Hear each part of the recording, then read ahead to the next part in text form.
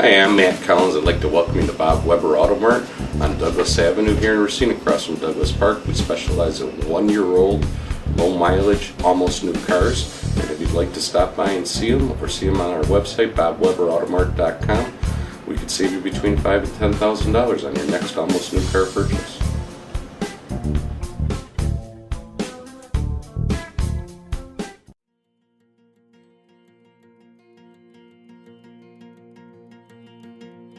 I'm Michael Burke, and this is Money Talks.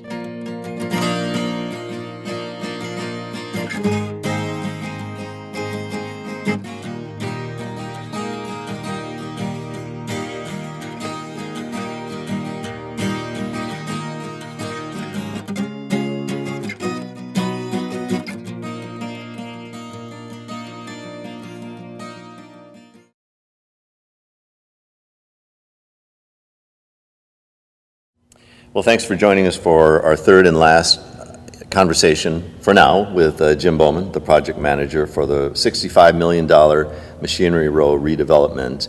And we are sitting in a 1910-ish J.I. Case built amazing building that is going to be the first centerpiece of this redevelopment. Jim, last time in part two, we just alluded to it a little bit, but I'd like to come back to that and the fact that this isn't just about a private development that only certain people are going to enjoy, but it's going to open up a swath of the river. What sort of redevelopment along the river do you see? Will there still be boat slips? What will be there? Yeah, and this type of development requires, for it to succeed, a true partnership in the public-private sectors. And it's one of the reasons we're here, because we really saw the commitment from both the public and private sector, and that's a key to the success of this. And not only are we going to invest heavily into the buildings and some of the private property, but in concert with the city and the county to invest in the public space and make sure the public improvements are such that they will attract anyone, including especially Racine citizens, to come here and enjoy this access to the Red River, which hasn't been available for over 100 years.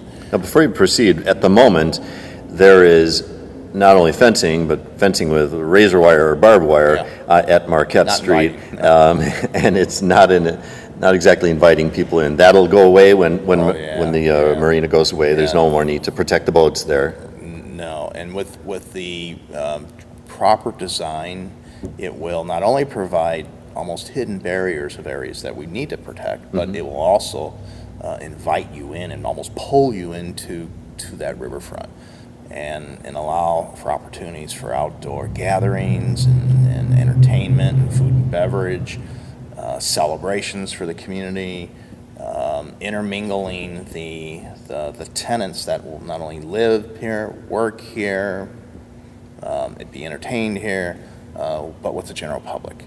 And we're so excited that that's the kind of development that we really like to be part of. And again, it's part of the overall vision of the community leaders and the Red River Master Plan.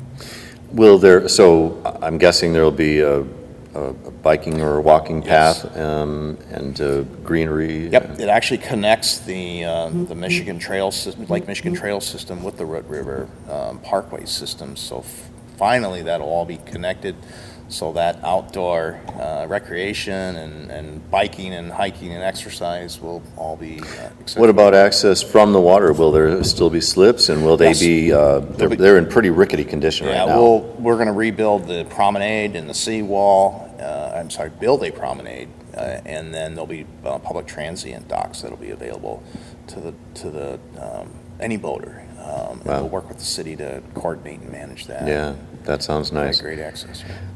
One key, this is a very complex financing package that Financial District Properties needs to put together to pull this off. But one key piece fell into place, as we reported a few weeks back, and that was the obtaining of $9 million in state historic tax credits, the biggest allotment, by the way, of any that were given out this year.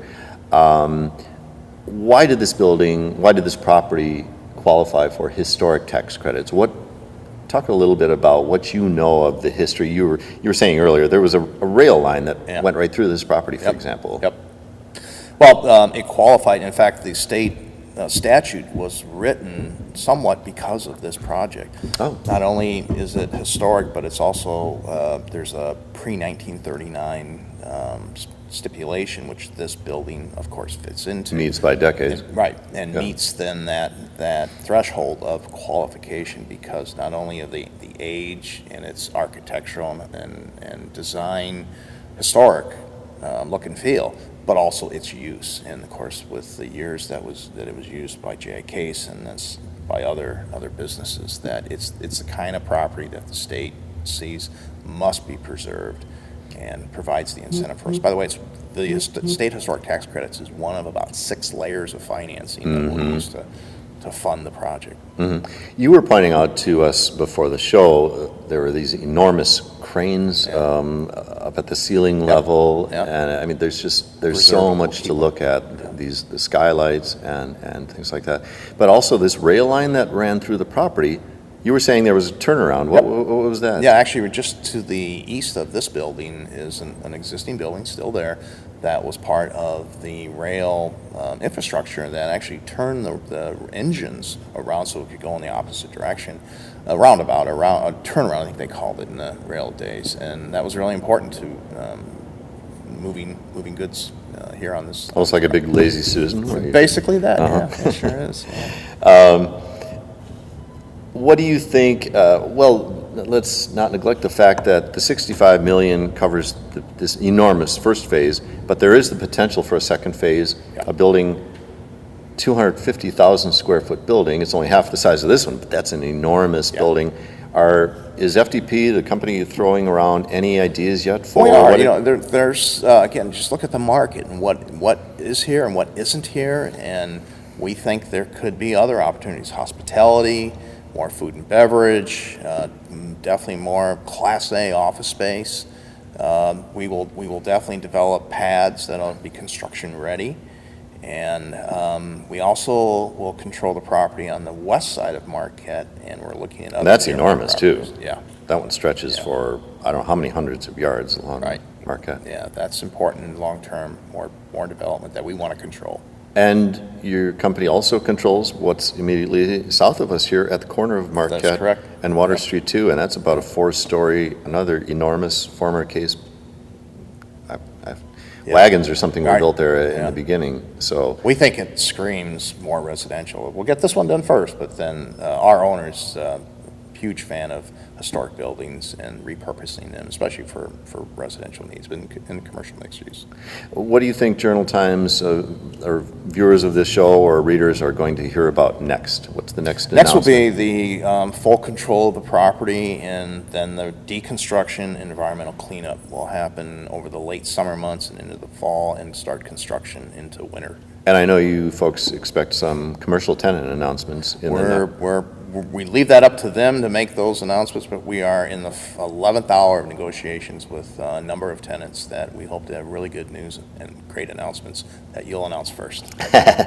Well, thanks a lot for that, and thanks to our producer, Greg Shaver. Of course, thanks for watching, and boy, stay tuned to the redevelopment of Machinery Row. It's going to be fun to watch. Thanks for watching.